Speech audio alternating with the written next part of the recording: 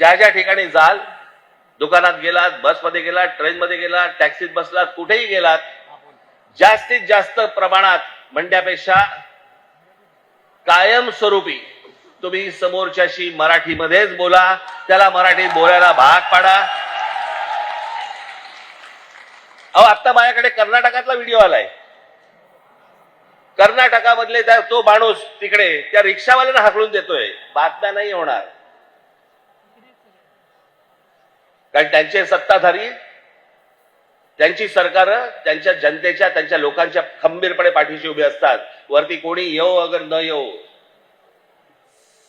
हे महाराष्ट्रात फक्त भोगत आला आणि महाराष्ट्रात फक्त भोगतोय. त्याला काय वागायचं त्यांचं त्यांनी वागावं. पण मला तुम्हाला फक्त एवढंच सांगायचंय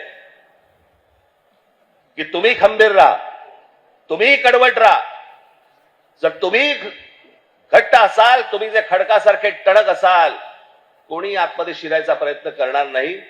आजूबाजूला कोण येतंय, कोण राहतंय, कोण काय करतंय, याच्यावरती सतर्कतेने तुमचं लक्ष असलं पाहिजे. एवढीच फक्त आज विनंती करण्यासाठी म्हणून मी आज आपल्यासमोर इथे आलो. आपण सगळेजण इतक्या मोठ्या संख्येने आलात, आपल्याला सर्वांना धन्यवाद देतो आणि फक्त एवढंच जाताना सांगेन, सतर्क राहा, सतर्क राहा, सतर्क राहा. धन्यवाद. जय हिंद, जय महाराष्ट्र. आता isakal.com आहे देशातील नंबर 1 ची मराठी न्यूज वेबसाईट. प्रत्येक अपडेटसाठी isakal.com ला नक्की भेट द्या.